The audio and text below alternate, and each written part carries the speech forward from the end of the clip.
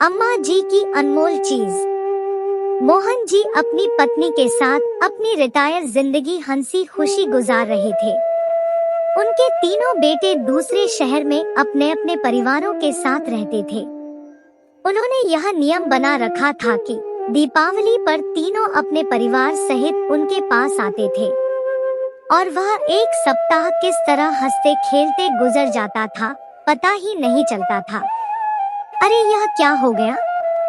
उनकी खुशियों को तो जैसे किसी की नजर लग गई हो। एक दिन अचानक कोमल जी को दिल का दौरा पड़ा। उनके तीनों बेटे यह दुखद समाचार सुनकर दौड़े आए। उनका सब अंतिम क्रिया कर्म करके सब शाम को एकत्रित हुए। बड़ी बहू ने बात शुरू की, बाबूजी, आप यहाँ अकेले कैसे रहेंगी? आप हमारे साथ चलिए। नहीं बहू, मुझे अभी यही रहने दो, यही अपनापन लगता है। फिर बच्चों की गृहस्थी में, यह कहते कहते वह चुप हो गए। उनका बड़ा पोता जैसे ही कुछ बोलने को हुआ तो उन्होंने हाथ का इशारा करके उसे चुप करा दिया। बच्चों, अब तुम्हारी माँ हम सबको छोड़कर जा चुकी है। उनकी कुछ चीज है, तुम लोग उसे आपस में बांट लो, मुझसे अब उनकी देखभाल ना हो पाएगी। कहते हुए अलमारी से कुछ निकाल कर लाए। एक मखमल के थैले में एक चांदी का सिंगारदान था, एक सोने के पट्टे वाली घड़ी थी, जिसे देखते ही छोटा बेटा जोश में बोल पड़ा, अरे यह तो वही घड़ी है जो अम्मा सोनम को देना चाहती थी। मोहन जी धीरे से बोले, और बाकी सब तो मैं तुम्हें बराबर दे ही चुका हूँ, पर इन दो चीजों से उन्हें बहुत लगाव था। बहुत शौक से कभी कभी निकाल कर देखा करती थी, मगर अब कैसे उनकी दो चीजों को तुम तीनों में बांटूं? सभी एक दूसरे का मुंह देखने लगे।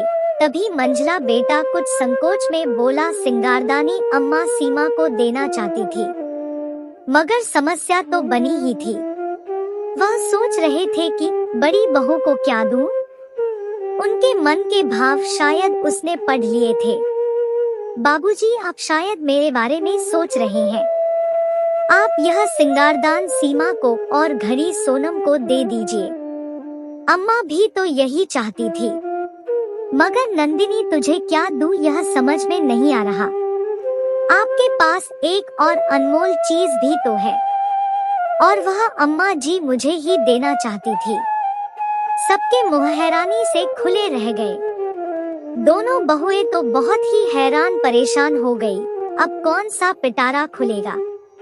सबकी हैरानी और परेशानी को देखकर बड़ी बहू मुस्कुरा कर बोली, अनमोल तो आप खुद है। बाबूजी, पिछली बार अम्मा जी ने मुझसे कह दिया था, मेरे बाद तेरे बाबूजी की देखभाल तेरे जिम्मे है। बस अब आप उनकी इच्छा को पूरा करिए और हमारे साथ चलिए।